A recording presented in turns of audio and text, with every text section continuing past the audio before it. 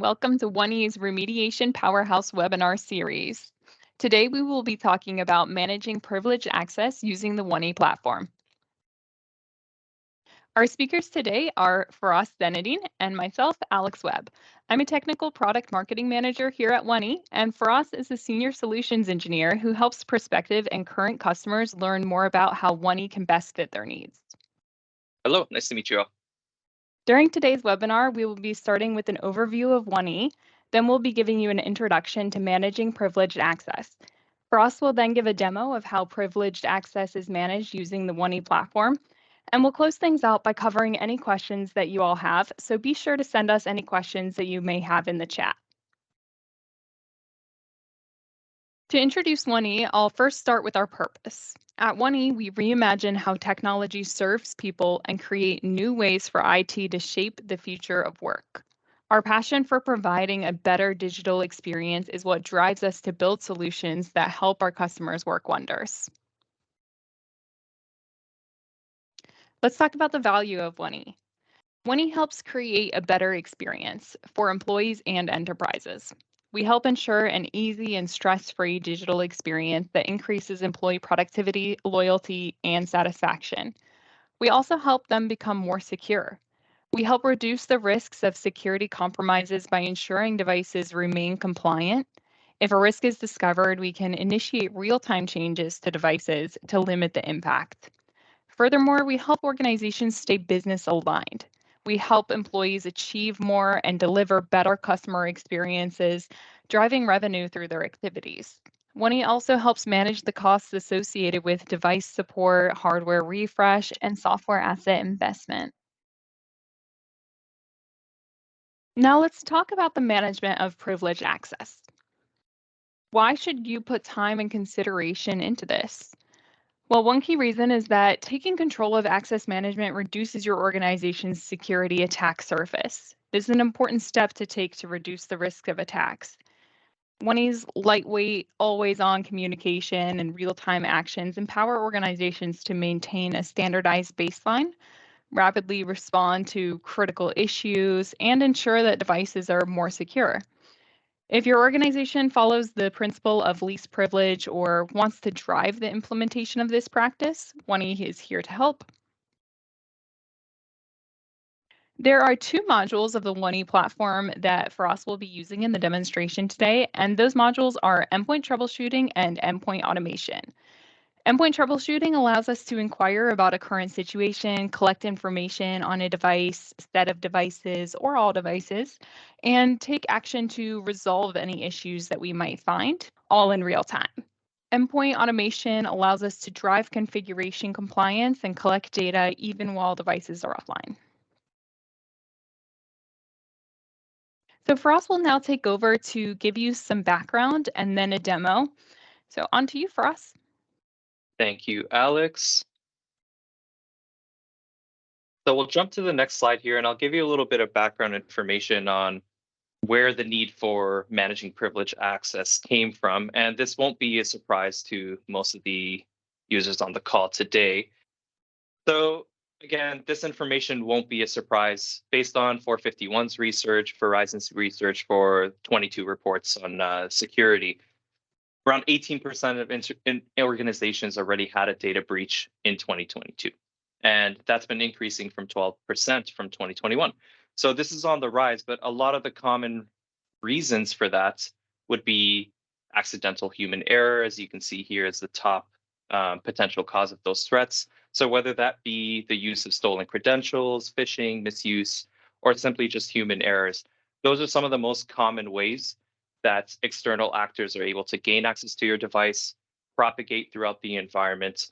And that's why the requirement for the privilege access management came into play, where we want to reduce the privileges across the board, the principle of least privilege. So as much as possible, everyone is de-elevated to a standard user, and you only gain admin access when you need it. So when bad actors gain access to your devices, they can't access critical information, files that they can use in a ransomware attack, or propagate throughout the environment to bring down critical infrastructure. So The more data that we have in this digital world, of course, more people are going to be motivated to steal it, whether that be state-sponsored hackers, just general external actors that may want to gain access to your device to gather that critical information. That's why it's just top of mind for security teams to make sure that those events do not occur and we limit it as much as possible and we can react quickly when it does happen. Definitely important to maintain a secure environment. But what are some of the common reasons why an end user might need to have administrative access to their device? Yeah, I mean, if we think about it on a day-to-day basis, a lot of the time, employees will just need to install a piece of software or uninstall it, something that they need to use every day. A lot of our customers as well have used legacy applications that just require admin privileges to work, point blank, period. So we don't want our security controls to bottleneck or cause digital friction in the day-to-day productivity of an employee. We want to keep those devices secure, but when they need it to get their job done, we can elevate it for a specified period of time or send that out to a specific group. So it's very limited, it's time boxed, it's very structured, and we automatically remove it when it's not required.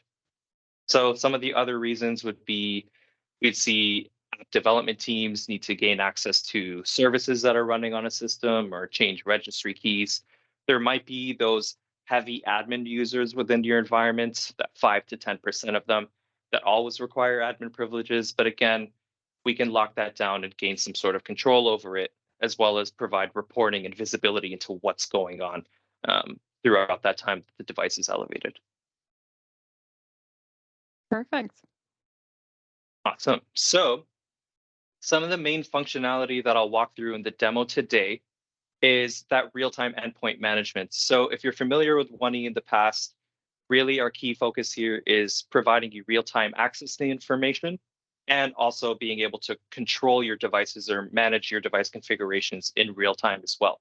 So that's going to be huge for identifying devices that have admin privileges, or even if potentially users gain access to it and get past your security controls, those bad actors, we can define which devices are impacted by a specific malware, by the file hash, which registry keys and their values are incorrectly set, potentially opening the device up to exploitation, etc. All that information is available at your fingertips, as well as reporting on what's being done during that admin period. So what are they actually installing or uninstalling and changing?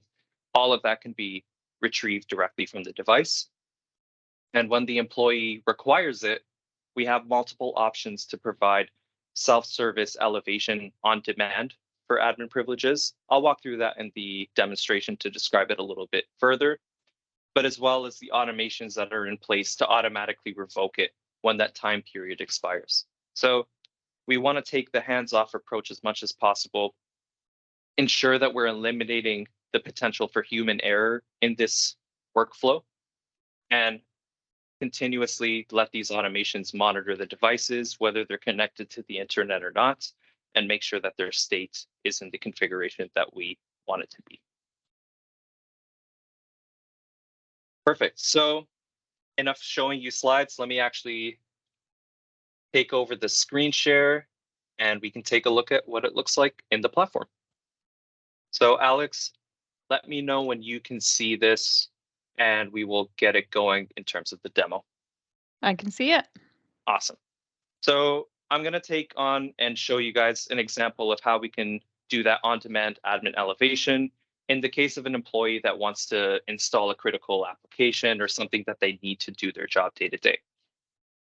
Now, I'm logged in here. You should see this employee's device. I'm trying to download an application, in this case, Stellarium, whatever it may be. I'm logged in right now as my test user. So if I try to install this application, I'm going to get your typical UAC prompt. Please enter your admin account information, that user and password. Of course, SE Demos is not my account, so I would not have access to it. And that'll be the trigger point for me to go, whether that's open a ticket, go to your self-service request portal if your ITSM tool is like ServiceNow or BMC Remedy, et cetera, and actually start that workflow, which might take minutes or hours or sometimes days for somebody to react to it. One way that we can do that, though, is to provide on-demand self-service directly on the endpoint.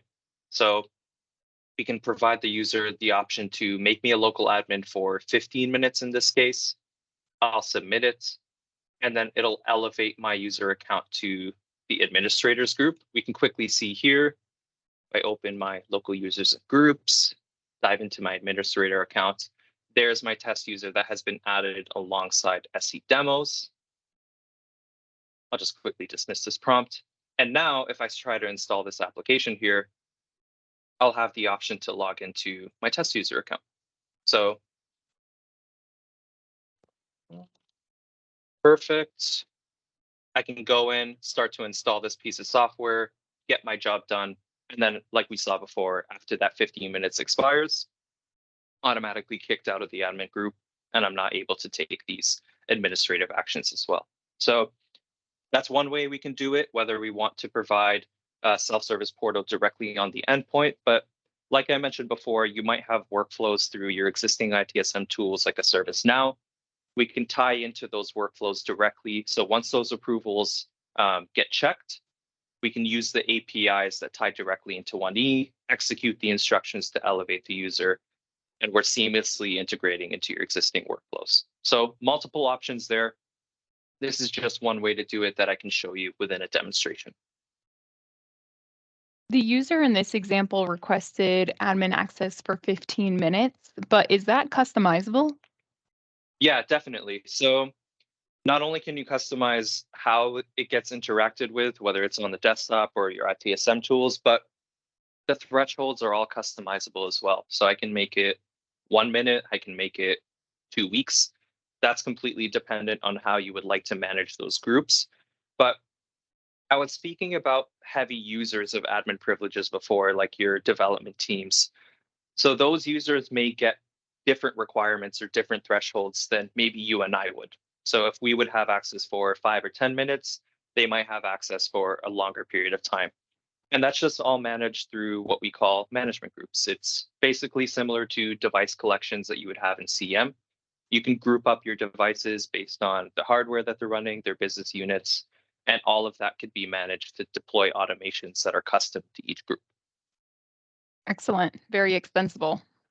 Definitely, definitely. And what you're seeing here is just one example of elevating the user account as a whole.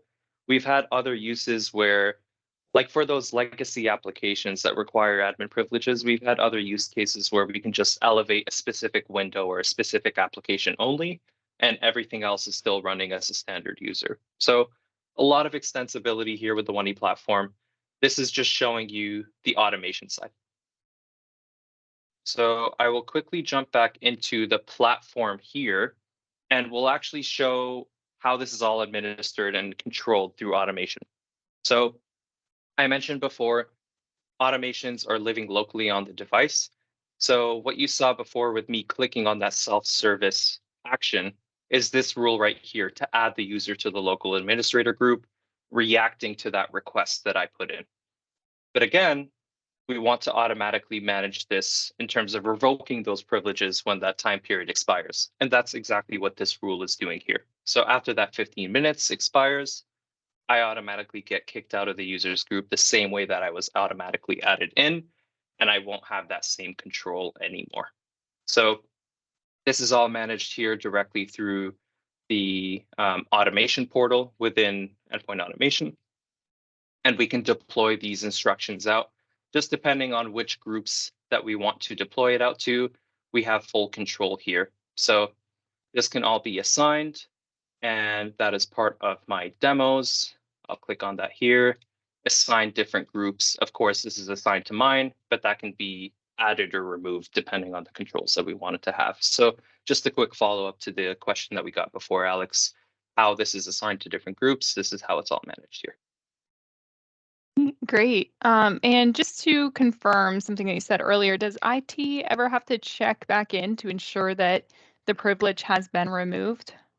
No, no. So that's exactly what these rules are doing here. Once this rule kicks into place, it's continuously monitoring the allotted time period that you were provided when you first requested it, checking on an interval of 2 or 3 minutes. If your time period is expired, these automations automatically revoke it. I'll show you how that's done more in an ad hoc fashion. Again, that could be completely automatable as well too. Perfect. Less for IT teams to worry about. Exactly. If there's no other questions on the automation side, I'd be happy to dive into use cases where you need to have control over a device more in an ad hoc fashion. So think of your service desk or think of your operations teams having to respond to a ticket or an incident. The ability to report on the data and have control over a single device or a few devices, that's what we can leverage endpoint troubleshooting to do. So it's almost like the Google search to find out information or make configuration changes within your environment. And one of the first things that I wanted to do here is see across the board which users have admin privileges in the first place. So I can ask this across every single device in the environment. But again, there's also additional controls here, which I can filter the results and only look at my admin groups. All right, so you're targeting a specific group now. Yeah, so in this case, I'm actually filtering the information that I want to come back to me, and I only want to look at the devices that have admin privileges. Um, but again, in terms of filtering, Alex, there's also different ways, and especially this should be useful for the rest of the group. I was mentioning the management groups before, right? So I don't have to target every single device in the environment. This could be a good example where I may want to, because I just want to understand where admin privileges already exist across the board. But if there's specific like business units, your finance team, your executive teams that you want to target queries or modifications to, you can definitely do so. Or you can also do it by one device. So if I want to specify only my device, I can do so as well. And it'll deploy it out to that one. So complete environment control, you can break it down by the groups, you can break it down by a specific device, as well as all of these other filters here, depending on the hardware, the location, that can all be set to really slice and dice the information quite well.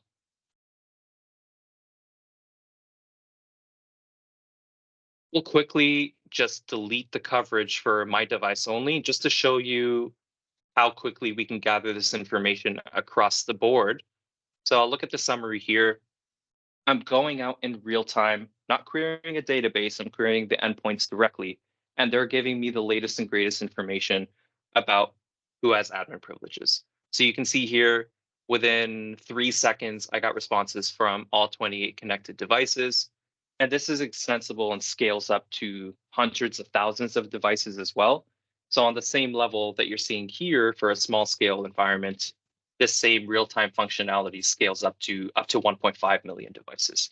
So across the board for every device here, which users are part of the administrators group, I'll quickly filter it out by my device just so you can see my SE demos account that we saw before, and then the test user that we actually elevated on demand. So this is the real-time information that we were seeing on our device. Now I don't have to stop here and just report on the data, that I can actually take action on it and make a change. So you have the ability to either follow up questions if you need more information, or take action on the set of filtered results. In this case, I want to look at the controls that I can take over my admin groups. And in this case that you're seeing, add a user or remove a user on demand. There's also other things we can take control of. So I mentioned before RDP access, whether we want to enable or disable it, make really any change to a registry key, your files. The list is endless. We have thousands out of the box. But being specific to this use case here, I'll manually go and remove that test user, pretending that we're working on this device more in like an ad hoc fashion for a ticket or an issue that we're seeing. So I'll perform the action. And one thing that you'll notice here is that it is pending approval. So any query that I'm asking questions or retrieving information doesn't require approval. But in this case, I am making a change. Typically, it would be a separate group or a single user that would have administrative privileges to approve them. But in this case, for the sake of the demonstration, I'll have access to it to speed it up. It'll remove the test user, and let me jump back into that account so we can see what happened. I will cancel the setup, go back to my administrators group, and here we go. My test user was removed. Just my SE demos is in there. So if I try to go back and install the piece of application, it's reacted in real time. I'll only have the SE demos account available to me. These are some of the use cases that I wanted to show in the demo, and happy to jump into some of the other slides. Perfect. I'll take over the screen. Thanks, Alex. So, like I mentioned before, this was very specific to managing privilege access and those use cases. But again, 1E plays across the board when it comes to the 5 functions of the NIST framework. Whether we're looking at the identify, so that real-time visibility across all of your endpoints, simultaneously gather information to determine who might be impacted by a security vulnerability or who has critical PCI or PII on those endpoints that we want to make sure is encrypted through BitLocker or whatever encryption method that you may see, as well as enhancing your CMDB. So not relying on stale data from CM or Intune that the polling frequencies of 8 hours to multiple days might not give you the most accurate information. The real-time data that we're gathering from the 1E clients can also bolster your CMDB, so you're getting the most up-to-date information. And with all those automations that we saw before, we have the same way to take control and make sure that your critical security agents, your antivirus software is working, is scanning successfully, making sure that your devices are kept in a compliant state, whether that be managing your registry keys or ensuring that only specific users have access to network drives, shrinking the attack surface by provisioning RDP on demand, like we saw, all of those compliance in real time that are managed automatically on the endpoints.